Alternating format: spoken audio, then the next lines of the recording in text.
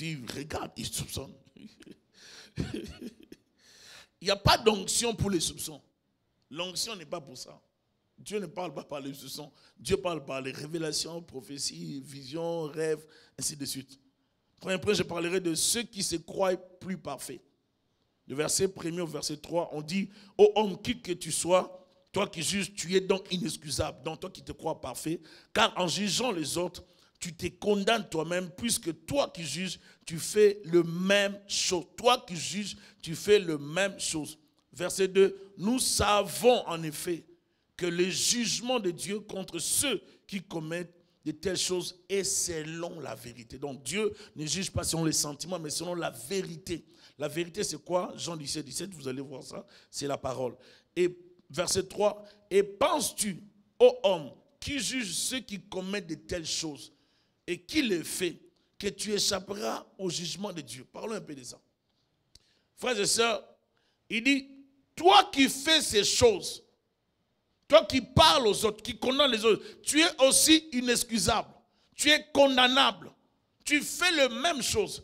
Des fois, vous allez voir quelqu'un qui s'attarde sur les péchés des autres, alors que lui-même en a tellement plein. On a toujours les yeux sur le mal des autres et non sur ses défauts. La plupart du temps, c'est comme ça que nous sommes. Nous avons toujours les yeux sur les péchés de l'autre. Mon frère n'est pas bon. Ma sœur n'est pas correcte. Mon mari n'est pas bien. Je n'aime pas ça dans ma femme. Mais des fois, on nous voit passer qu'on a comme défaut. Et la plupart du temps, ces genres de comportements, d'attitudes nous divisent. Parce que l'autre aussi va refuser que tu le traites de la sorte. Ainsi, lui aussi va répliquer et il y aura toujours division. Quand tu vois le mal dans l'autre, rassure-toi d'être parfait. Parce que il y a des gens qui ont un courage qui n'a rien à voir avec le Saint-Esprit. Ce n'est pas le Saint-Esprit, c'est charnel ou démoniaque. Mais un courage de voir les choses sur les autres. Et quand ils voient ça, ils brandissent. Je vis. Vraiment, je ne sais pas, elle n'est pas correcte. Mais creuse dans sa propre vie. Je vous ai dit, le chrétien pense que le péché, c'est l'impudicité, c'est l'adultère, c'est la magie, c'est l'idolâtrie. Mais les chrétiens ne voient pas que le péché, c'est aussi les mensonges. Et le mensonge est un péché que vous retrouvez dans l'église de Dieu et parmi les chrétiens du monde entier. J'ai un livre spécialement sur le mensonge dans l'église. J'ai juste un livre sur le mensonge. Et si vous lisez les articles qu'on développe sur le mensonge dans les clubs des menteurs, vous serez choqués. Les clubs des menteurs ne veulent pas recevoir certains menteurs. Oui, oui. Dans les clubs des menteurs, on dit qu'il y a certains menteurs, eux-mêmes, ils disent qu'il y a tel domaine dans la vie et telle personne, ils ont un don de mensonge très avancé. On ne veut pas les recevoir dans le club des menteurs. Il y a un livre sur le mensonge. Vous pouvez trouver ça dans la librairie, celle-ci. Et ce livre développe tellement bien les mensonges. Donc nous, chrétiens, lorsque nous mentons, c'est bon, ce n'est pas un péché. Nous péchons seulement quand nous tombons dans l'impudicité. Ah, il est tombé. Oh, mais vous tombez tous les jours dans les mensonges. Pourquoi vous ne dites pas que vous tombez? Pourquoi tomber, c'est seulement l'impudicité? Tomber, ce n'est pas les mensonges. Tomber, ce n'est pas les calomnies. Tomber, ce n'est pas les faire des colportages. Tomber, ce n'est pas de ces choses-là. Tomber, c'est seulement l'impudicité. Non, frères et sœurs. Il faut se dire, il y a des comportements et des attitudes qu'un chrétien ne devrait pas avoir. On ne doit pas nous retrouver dans ces choses-là, frères et sœurs. Est-ce qu'on peut dire amen? Ceux qui se croient plus saints, ils vont passer le temps à parler des autres comme si eux, ils étaient parfaits. Ils vont parler des autres en mal. Ils vont voir que le mal chez les autres. Ils ne verront que le mal chez les autres. Ils ne verront que... Si quelqu'un passe son temps à voir le mal, je vois les frères là, la façon dont ils prient, la façon dont ils prêchent, la façon dont ils... Mais toi, tu es comment? Ce n'est pas un don de l'esprit. Ceux qui se croient plus saints, ils vont démontrer les erreurs des autres. Ce n'est pas ça. Ce n'est pas à ça que Dieu nous a appelés. Dieu ne nous a pas appelés à chercher, à creuser dans la vie des autres.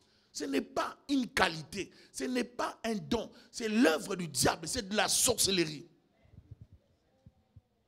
Ne passe pas le temps à creuser dans la vie des autres. Quand elle parle au téléphone, tu veux écouter ce qu'elle dit au téléphone. C'est quoi ça, frère? C'est quoi? Il y a des choses qu'il ne faut pas faire. Tu vois un frère qui cause avec sa femme, là, tu tournes là, tu veux comprendre qu'est-ce qu'il dit. Il se parle encore de toi aussi. Tu ne vas pas comprendre. Des fois, il ne faut pas développer ce cœur-là. Paul démontre que celui qui se croit trop bien, saint, et qui a la certitude de plaire à Dieu, et qui s'appuie sur sa propre justice, a autant besoin de Dieu que le païen. Tu te crois tellement saint, bien propre. Tu t'appuies sur ta propre justice. Tu as autant besoin de Dieu que les païens. Nous avons tous besoin de Dieu. Ce n'est pas parce que je suis pasteur que je suis parfait. Non. Je suis pasteur, oui, je cherche la perfection. Je ne vis pas seulement dans les péchés, mais je ne suis pas parfait parce que la grâce, c'est la grâce de Dieu qui fait que je sois juste. Mais ce n'est pas le mérite. Ce n'est pas par mérite. Sinon, si c'est par mérite, alors vous n'avez pas besoin de Jésus. Vous vous sauvez vous-même. Non, nous bénéficions tous de la grâce. Alors, quand tu poses le regard, si ton frère, ta soeur, pose le regard avec beaucoup d'amour, ne vois pas les péchés dans l'autre. Ne cherche pas aussi à creuser les péchés. Amen. Ne nous regardons pas avec ces yeux-là, sinon ça va empêcher les gens de se convertir. Nous sommes là pour donner la vie de Christ avec amour aux autres, afin que nous puissions les convaincre de les suivre. Il démontre qu'une personne, l'apôtre Paul, bien est tout aussi inexcusable et donc condamné comme les païens. Dans le chapitre 1, verset 21, l'apôtre dit, même vous qui croyez être bien, vous êtes aussi condamnés. Il dit dans Romains 1, verset 21, c'est la même pensée qui se prolonge. Puisqu'ayant connu Dieu, verset 21, ils ne l'ont point glorifié comme Dieu.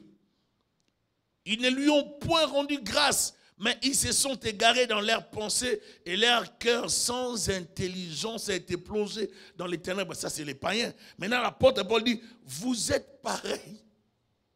Ça ne sert à rien de vous glorifier. On est tous dans le besoin de chercher Dieu. C'est pour cela, même si vous êtes chrétien, ne parlez pas. Toi, tu es vraiment païen, tu iras en enfer. Ce n'est pas comme ça qu'on gagne les gens, c'est trop méchant.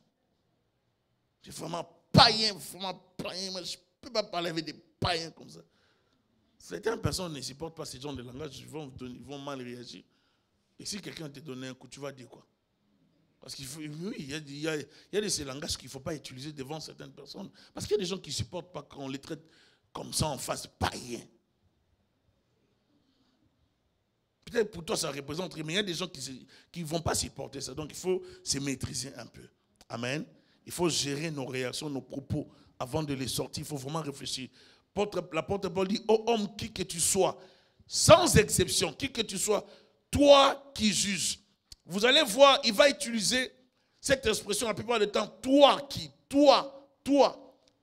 L'apôtre Paul était tellement direct, il va dire, toi qui juges, tu es donc inexcusable.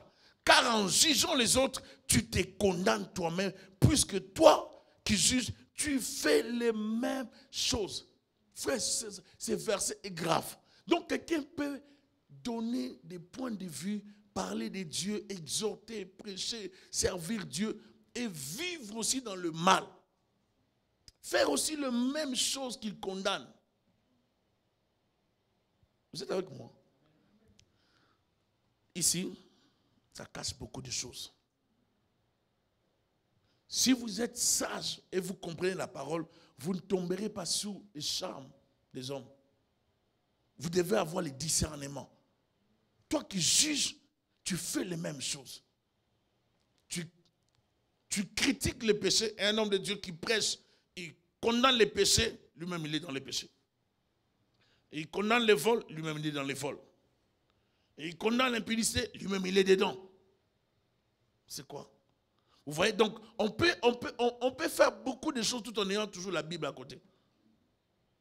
Donc nous ne suivons pas les apparences. Nous savons en effet que les jugements de Dieu contre ceux qui commettent de telles choses et selon la vérité. Dieu va juger selon sa parole. Il va voir ta vie et il va prendre sa parole. Qu'est-ce que la parole dit? La parole, c'est la vérité. Et qu'est-ce que toi, tu as fait? C'est en fonction de la parole que moi et toi serons jugés. Amen. Donc Dieu nous jugera en fonction de la parole. Et penses-tu aux hommes qui jugent ceux qui commettent de telles choses et qui le fait, que tu échapperas au jugement de Dieu? Et Paul est en train d'interpeller les Juifs. Il dit, toi qui juges, tu penses que toi tu échapperas au jugement de Dieu?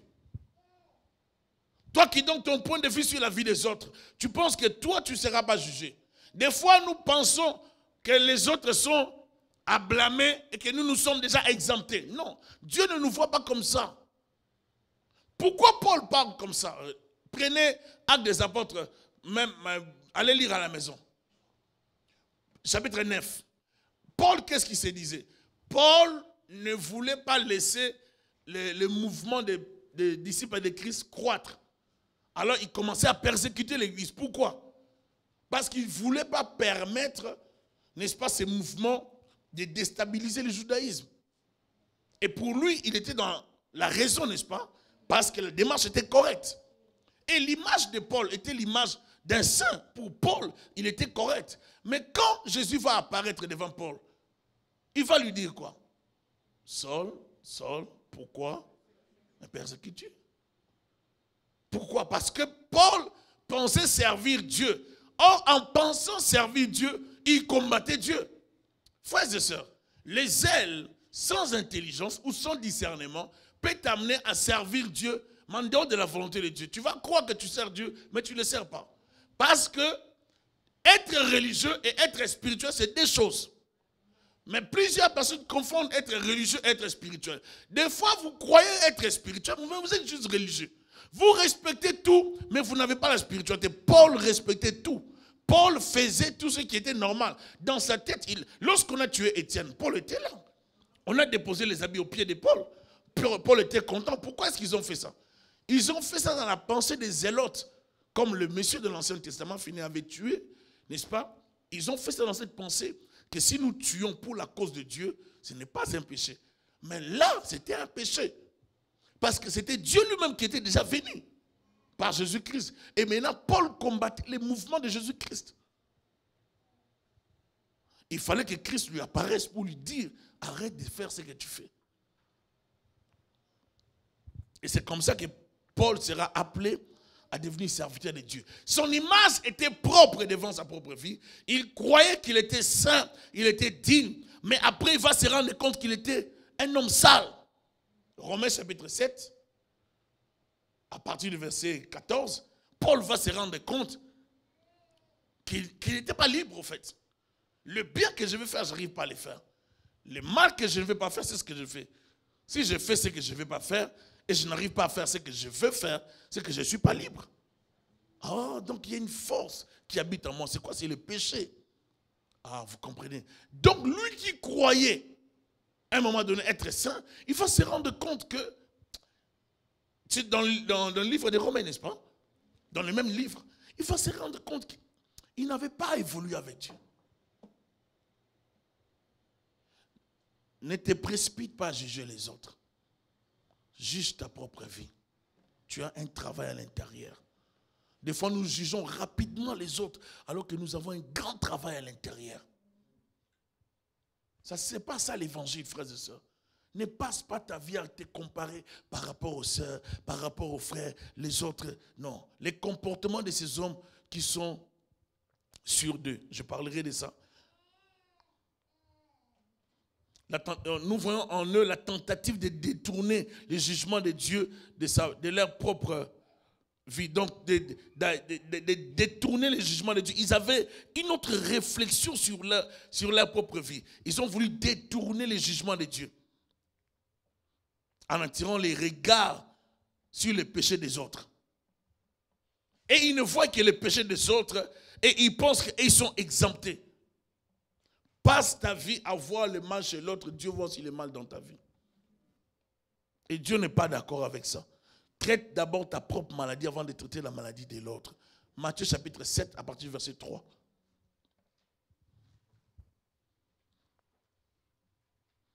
Paul va utiliser ici la deuxième personne pour dire, toi qui juges, pour mieux interpeller, n'est-ce pas, son interlocuteur, Paul, ou les Juifs, Paul va dire, toi qui juges, tu seras aussi jugé. Il dit, pourquoi vois-tu la paille qui est dans l'œil de ton frère et n'aperçois-tu pas la poutre qui est dans quoi? Est-ce qu'on peut relire ça nous tous? Qui est dans l'œil de ton frère et n'aperçois-tu pas? Vous voyez, on a tous des défauts. Dis-le à ton voisin, on a tous des défauts, frère personne. On a tous des défauts. Quand tu vois des défauts dans la vie de l'autre, l'autre peut aussi te parler de tes défauts, tu seras choqué. Il y a même des gens peut-être qui ont...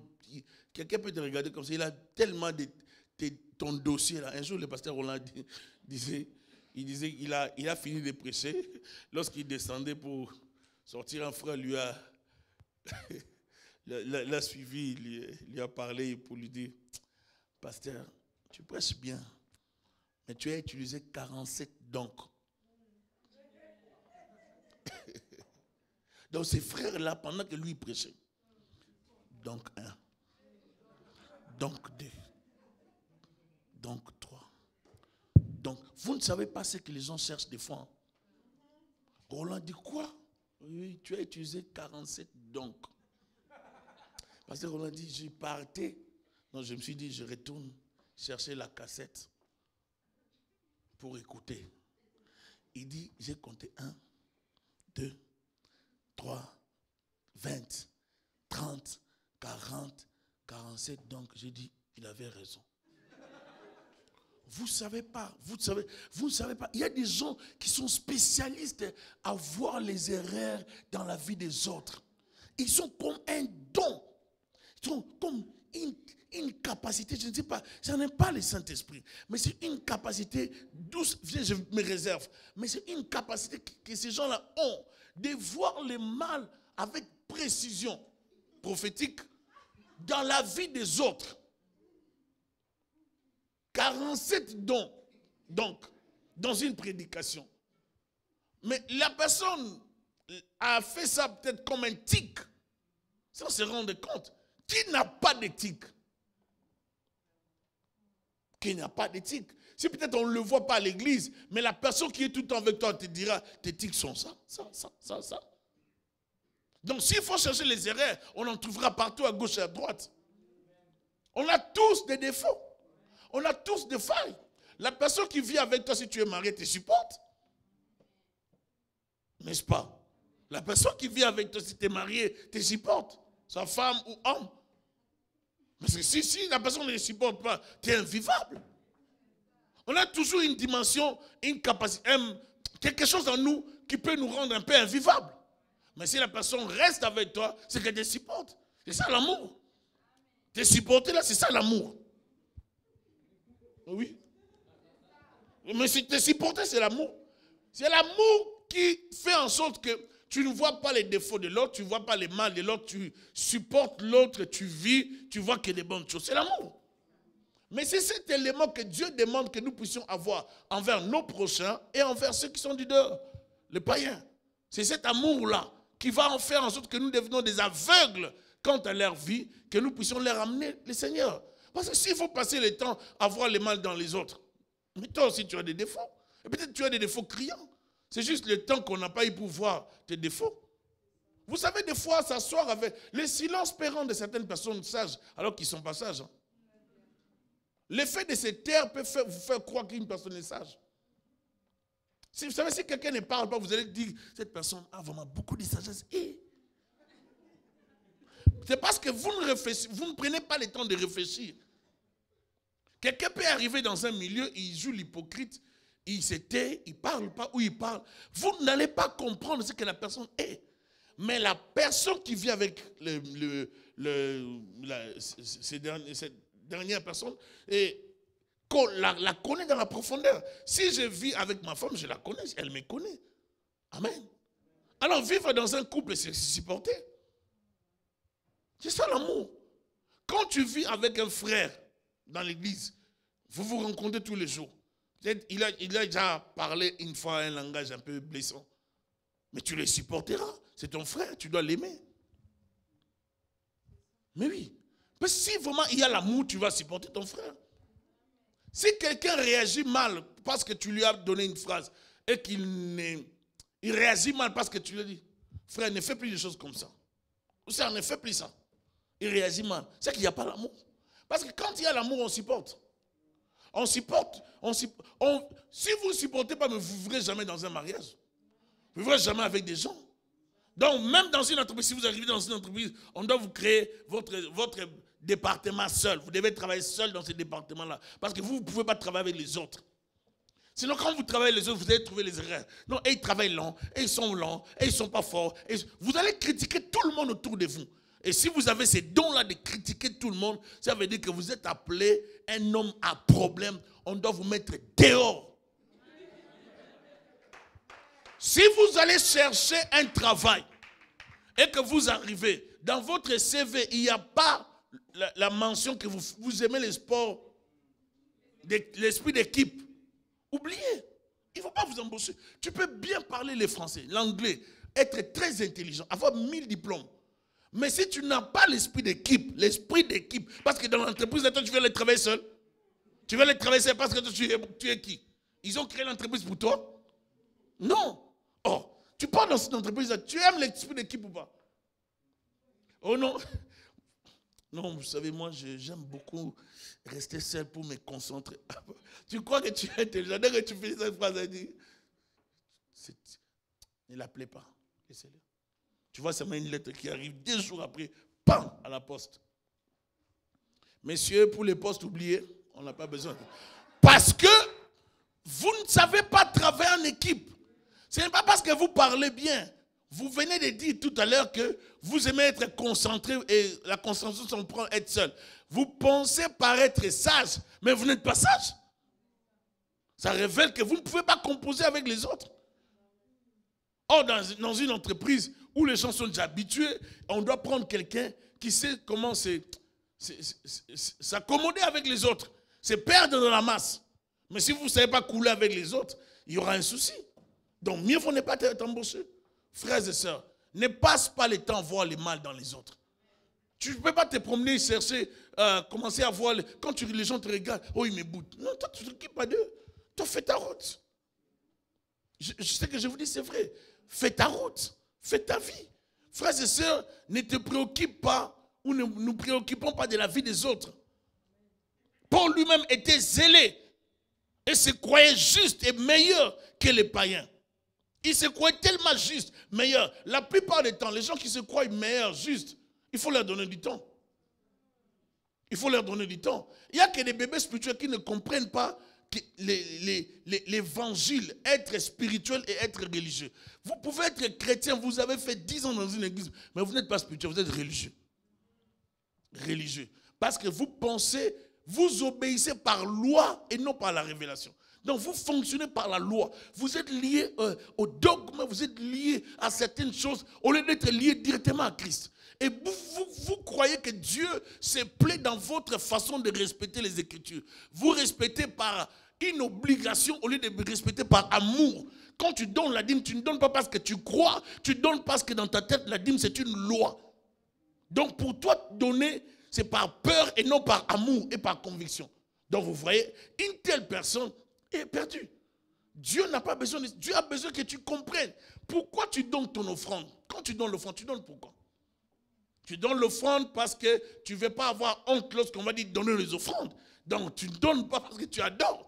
Vous voyez le contexte de donner les dîmes, les offrandes. Il y a des gens qui donnent parce qu'ils ne veulent pas être gênés. C'est pour ça qu'ils prévoient l'offrande. Mais il y a d'autres qui prévoient l'offrande parce qu'ils veulent adorer Dieu. Il y a une nuance. Tous donnent, mais tous ne donnent pas de la même façon.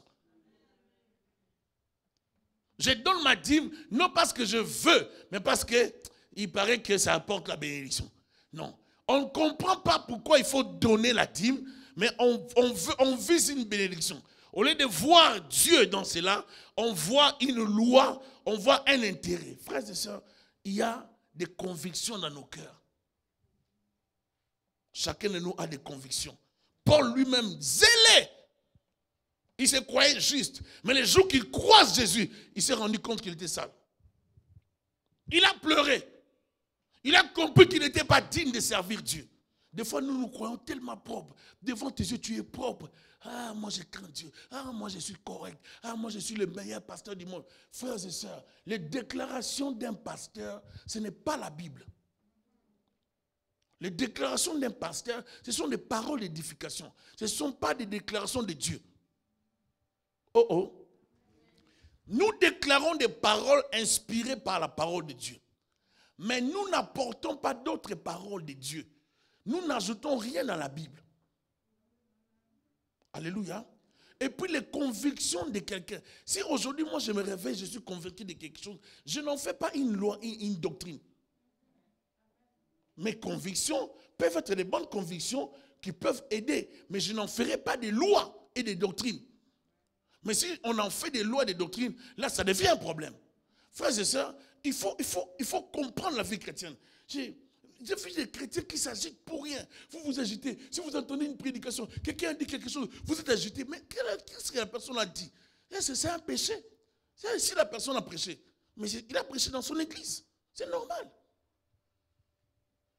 Il ne faut pas paniquer parce que vous avez suivi une prédication. Vous pensez maintenant que le monde va s'écrouler parce que vous avez suivi une prédication à gauche et à droite. Non, frères et sœurs. Dieu nous regarde. Quand nous prêchons, est-ce que nous craignons Dieu? Quand je viens vous prêcher, est-ce que je suis un bon mari d'abord à la maison? Est-ce que je suis un bon père à la maison? Parce que des fois, on peut avoir une image correcte devant vous. Mais dans nos maisons, nous sommes des tyrans. Mais je sais que je suis un bon mari, n'est-ce pas? Il faut le dire. Ouais, il ne faut pas...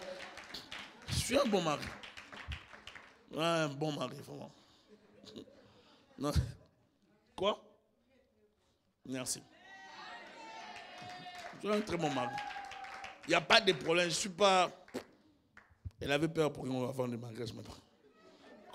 Elle a compris finalement. Elle a compris que les gars n'étaient pas méchants. Les gars est juste un peu... Ça fait mal. Il n'est pas méchant. Il est un bon mari. Donc en fait, c'est ça la vérité. La vérité, c'est ça, frères et sœurs. C'est que je suis à la maison, c'est que je suis à l'église.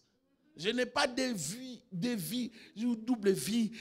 À l'église, je suis vraiment puissant. À la maison, avec ma femme, tirant. Non. La vie, elle est courte.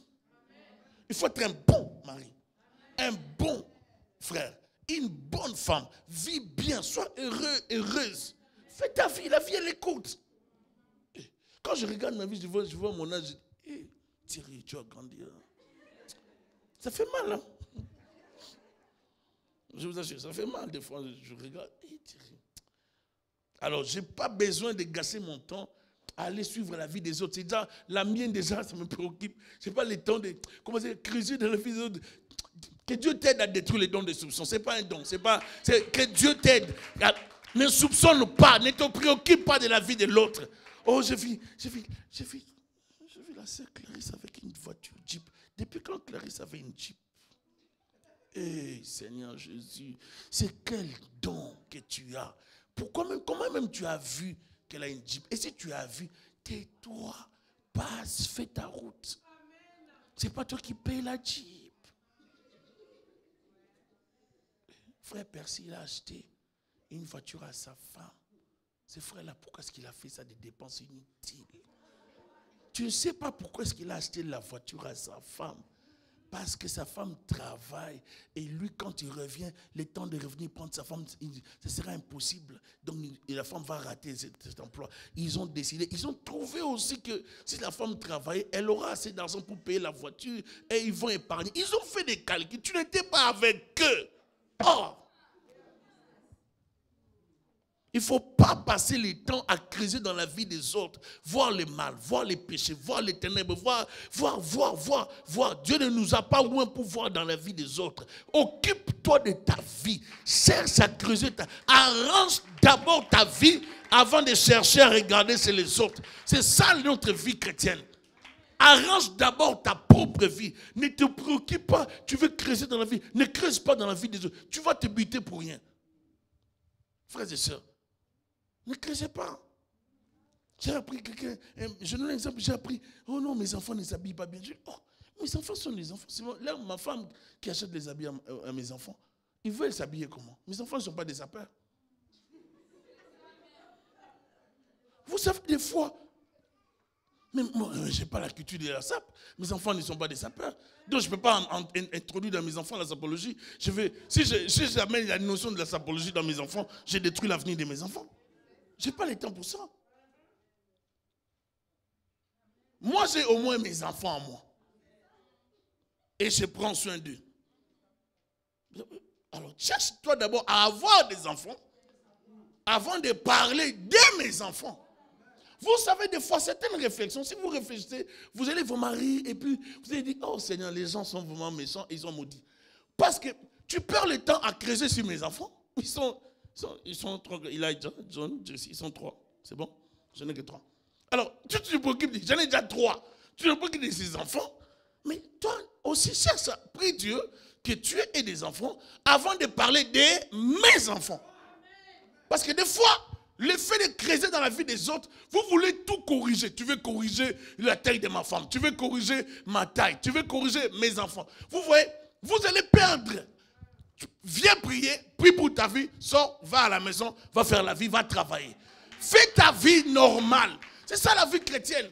Ne te préoccupe pas. Le frère, là, depuis qu'il s'est marié avec sa femme, là, la femme là n'ajoute pas d'autres enfants. C'est ton problème. Vous savez, frères et sœurs, nous sommes des fois, nous chrétiens, égarés dans des petites choses. Mais nous parlons beaucoup en langue, nous prions, nous avons les airs spirituels. Si vous voyez quelqu'un avec un esprit comme ça, rassurez-vous que c'est un bébé spirituel, quelles que soient ses années dans la vie chrétienne. Un bébé spirituel, quelles que soient ses années. Si quelqu'un passe son temps, ces couples-là, ils ont beaucoup d'enfants. Est-ce que c'est ton problème? Et même pourquoi tu as le courage de parler comme ça? Frère là. Pourquoi il a ajouté encore un autre enfant? Vraiment, vraiment, Seigneur. Il y a de ces choses. Vous êtes connus à l'église. Tu ne les connaissais pas avant. Est-ce que c'est ton problème? Un peu de respect pour la vie des autres. Un peu de respect chrétien. Un peu de respect. Même tes jugements, Dieu ne te donne pas les droits d'entrer dans la vie des autres. Il faut se respecter.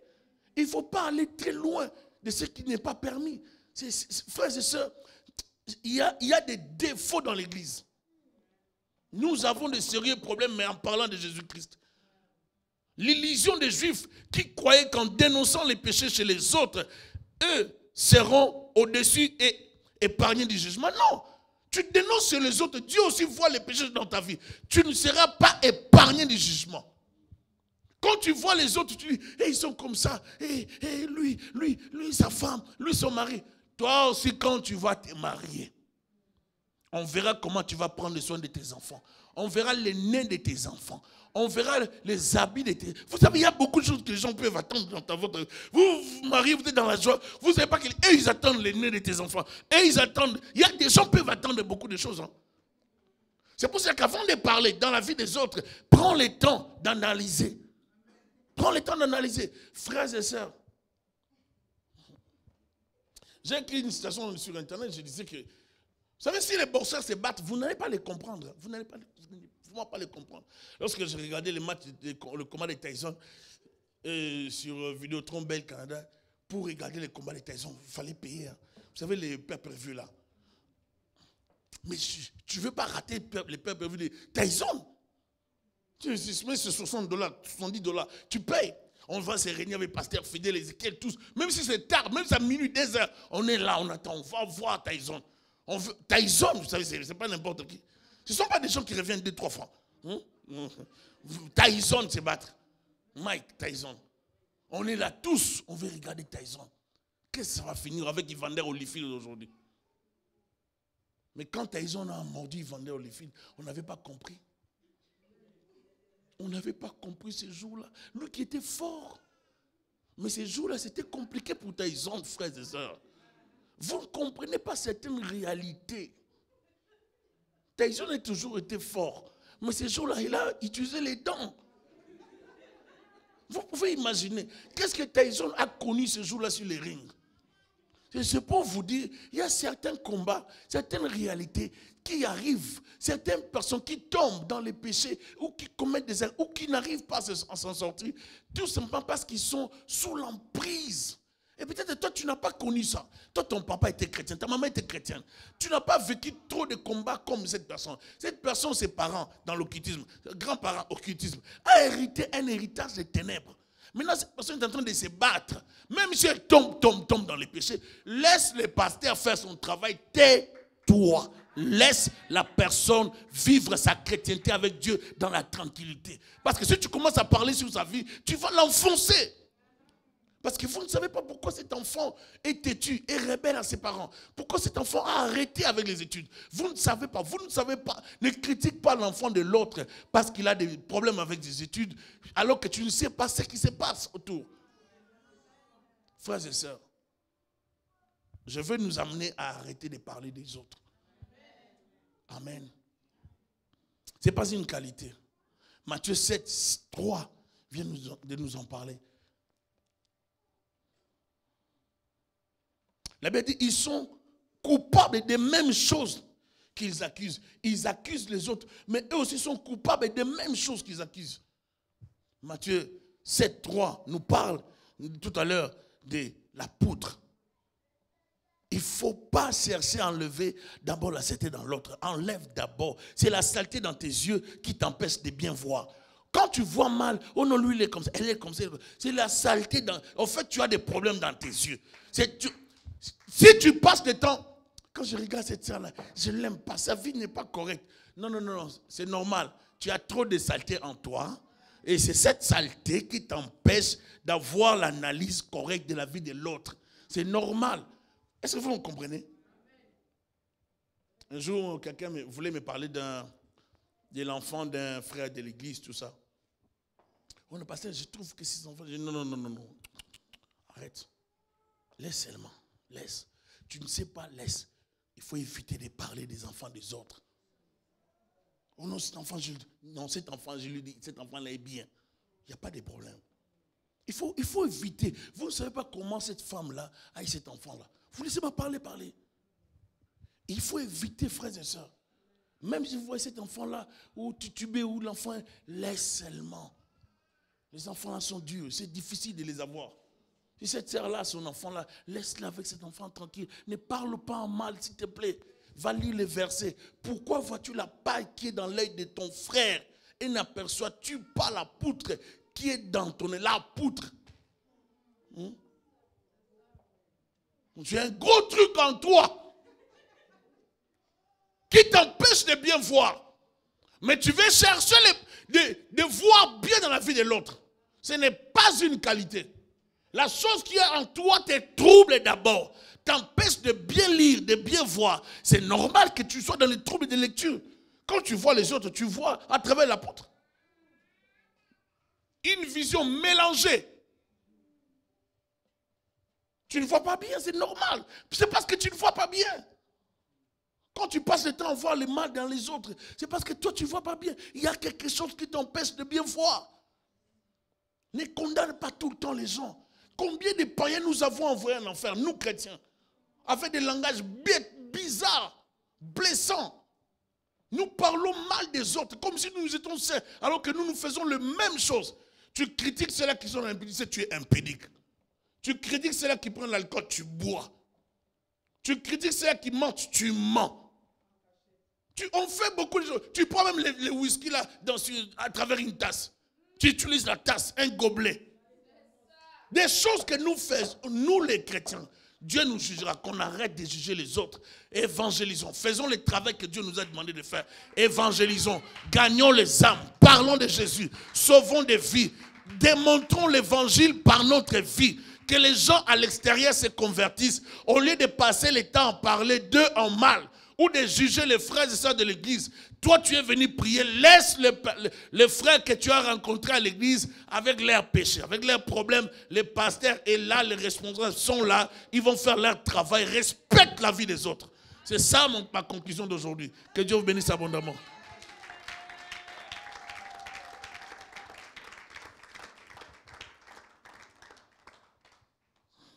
Nous allons prier. Nous demandons à Dieu de nous aider. Nous disons à Dieu que nous ne sommes pas dignes de le servir, que nous aussi nous avons besoin de lui. Nous avons besoin qu'il nous aide.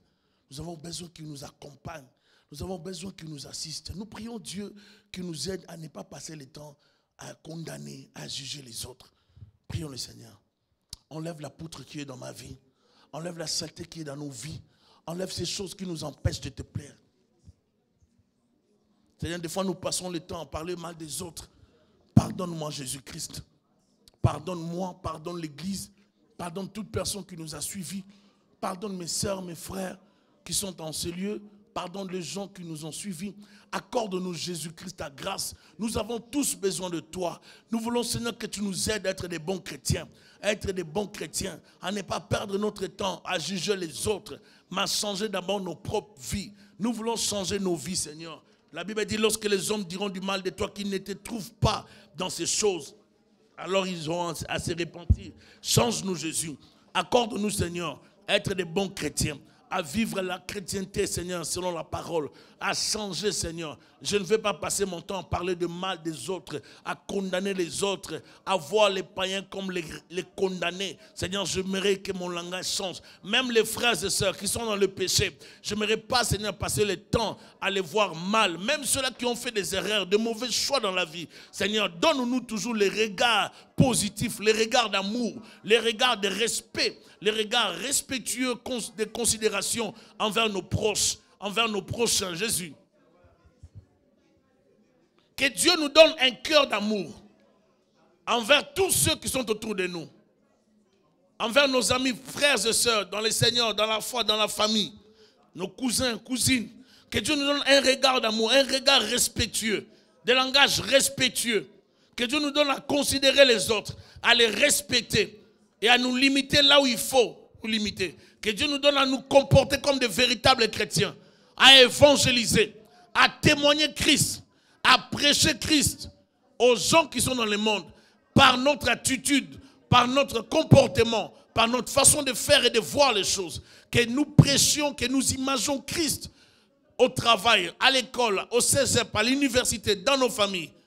Au nom de Jésus, que la grâce de Dieu nous accompagne dans cette démarche, que le Seigneur nous aide à être des bons chrétiens pour refléter Christ dans notre génération. Père, aide-nous à ne plus voir le mal dans les autres, à ne plus condamner nos frères, nos sœurs, même ceux-là qui ont fait des erreurs dans la vie.